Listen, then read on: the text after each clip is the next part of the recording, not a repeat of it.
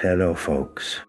This story was sent to me by a subscriber and is intended for educational purposes only.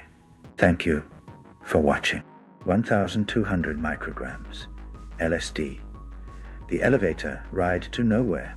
I had always heard that a high-dose LSD trip was a roller coaster ride through your own mind, and I wanted to experience that head-on. So when my friend handed me a tab labeled 1,200 micrograms, I knew I was in for something intense. We were in his cramped downtown apartment, a place I had always found cozy. But today felt like the cockpit of a spaceship ready for launch. The walls seemed to breathe softly, the fluorescent light flickering like a warning sign, but I laughed it off, thinking maybe it was just the anticipation. After swallowing the tab, we settled in with some ambient music and dimmed lights. Within the first 20 minutes, reality started to distort. The carpet beneath me rippled like a river, and colors bled into each other, like a watercolor painting left out in the rain. My friend was morphing into a talking cactus with a thick Texas accent, cracking jokes about how humans really should consider photosynthesis. I blinked hard, thinking this was just a hallucination, but the cactus kept talking, growing spines with every word. The apartment suddenly felt enormous. The ceiling stretched infinitely, and the walls dissolved into a swirling kaleidoscope of patterns. I tried to stand, but discovered my legs had become rubber bands, flailing uncontrollably, bouncing me around like a rag doll. Panic bubbled up, but it was quickly replaced by laughter, because honestly, who could take this seriously? The cactus and I formed a bizarre partnership, and I found myself chatting with it about existential philosophy, which somehow made perfect sense in that moment. Then came the elevator. It was an old-fashioned brass-paneled elevator with ornate buttons that appeared in the middle of the room. A glowing sign said, "To everywhere and nowhere." Without really thinking, I stepped in. The doors closed with a satisfying ding, and the elevator began to descend. Or maybe it ascended. Time had become slippery. I pressed a button labeled Infinity, and the elevator lurched forward. Inside the elevator, the walls turned into windows, revealing bizarre landscapes. We passed cities made of candy, forests where trees whispered secrets, and oceans where fish swam upside down. Every floor brought a new absurdity.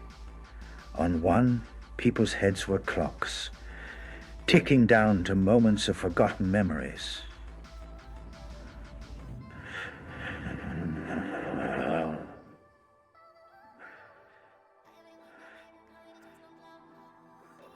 On another, gravity flipped, and I found myself walking on the ceiling.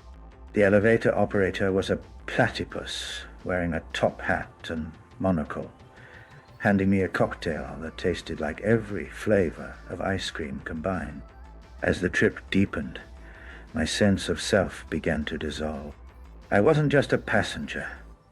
I became the elevator itself, the operator, the landscape outside, and even the buttons.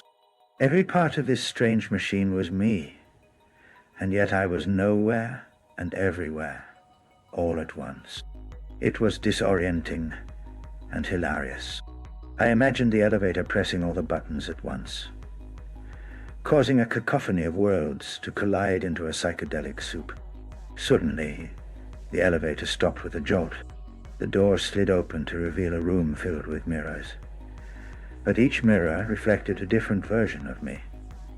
Some smiling, some crying, some with wildly exaggerated features like giant noses, or eyes that took up half their face. The mirrors began to converse, arguing about which version of me was the real one. The arguments escalated into a full-blown soap opera, with dramatic music playing and an audience of dancing rubber ducks cheering them on. I laughed so hard I almost forgot I was tripping. Tears streamed down my face as I watched myself debate and dance, realizing the ridiculousness of trying to find a singular self. The whole experience felt like a bizarre comedy show where I was both the star and the audience.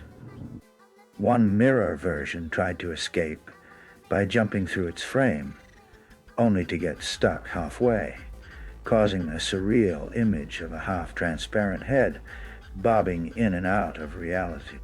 After what felt like hours but was probably minutes, the elevator chimed again and invited me to return. I stepped back inside, feeling oddly peaceful despite the chaos. The platypus operator tipped his hat and said, "Welcome back, traveler. Don't forget your souvenir." He handed me a small key shaped like a question mark. I pocketed it, realizing it symbolized the endless mysteries I had just encountered. When the elevator doors finally opened to the apartment, everything looked the same but felt utterly transformed. The carpet no longer rippled. It hummed softly, like a lullaby. My friend was no longer a cactus but a normal human, though he still had a twinkle of that Texas drawl in his eyes. As the trip wound down, I reflected on the experience. It was absurd, disorienting, and hilarious.